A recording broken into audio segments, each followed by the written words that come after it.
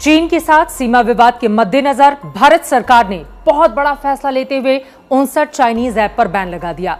अब लोगों के मन में बहुत तरह के सवाल आ रहे हैं कि क्या पहले से मोबाइल में जो ऐप मौजूद हैं वो काम कर देना बंद कर देंगे, या जो नए ग्राहक हैं वो इन ऐप को डाउनलोड करना चाहेंगे तो वो डाउनलोड नहीं कर सकते।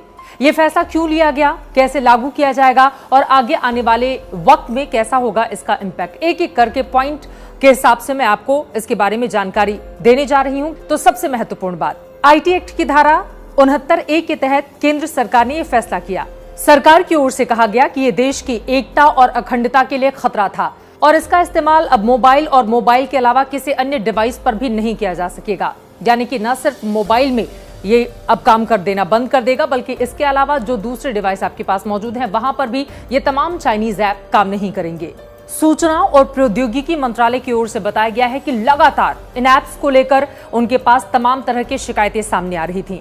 कहा जा रहा था कि इन ऐप्स के जरिए हिंदुस्तानियों का जो डेटा है वो दूसरी कंट्रीज में जा रहा है। इसी वजह से ये महत्वपूर्ण फैसला लेना बहुत जरूरी हो गया था। टेलीग्राफ एक्ट के तहत संचार मंत्रालय इंटरनेट सर्विस प्रोवाइडर को किसी भी वेबसाइट या ऐप का डेटा रोकने को कह सकता है। इन सभी ऐप का डेटा अगले 1 दिन में रोक दिया जाएगा। गूगल प्ले स्टोर या ऐप स्टोर से ये ऐप हटा दी गई है और इनके अपडेट्स भी अब आपको नहीं मिलेंगे। डेटा रोकने पर यूजर्स को फीड मिलनी बंद हो जाएगी।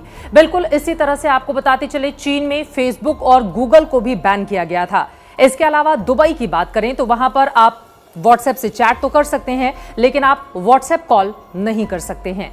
वैसे ये जो भारत सरकार का फैसला है यह अभी सिर्फ अंतरिम है। समिति तय करेगी कि प्रतिबंध रखा जाए या हटा दिया जाए। गृह मंत्रालय की ओर से इन ऐप के उन तमाम दावों का खंडन किया गया है जिसमें यह कहा जाता था कि दरअसल इसका सर्वर सिंगापुर में है और डेटा चीन नहीं जाता है। यह पूरी तरह से गलत पाया गया है, जबकि एप्पल की रिपोर्ट में भी इसी बात का दावा किया गया है कि यहां पर डेटा सुरक्षित नहीं है। सरकार के आदेश के बाद ऐप हटने शुरू हो गए हैं। वहीं टिकटॉक की ओर से पूरे मामले पर सफाई दी गई है। टिकटॉक ने यह कहा है कि किसी भी अन्य देश में टिकटॉक यूजर्स का डेटा नहीं जाता, जिसमें चीन भी शामिल है। 59 ऐप बैन होने का भारतीय यूजर्स पर बहुत बड़ा असर पड़ेगा, क्योंकि इनमें सभी तरह के ऐप शामिल हैं। कुछ ऐप लोगों के एंटरटेनमेंट के लिए हैं, तो कुछ का इस्तेमाल प्रोफेशनल लेवल पे भी किया जाता है।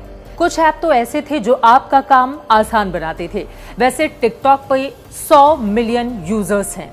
वहीं लाइक और हेलो जैसे ऐप, उनका भी धड़ल्ले से इस्तेमाल किया जाता था। खासतौर से युवाओं में इसका बहुत जबरदस्त क्रेज था।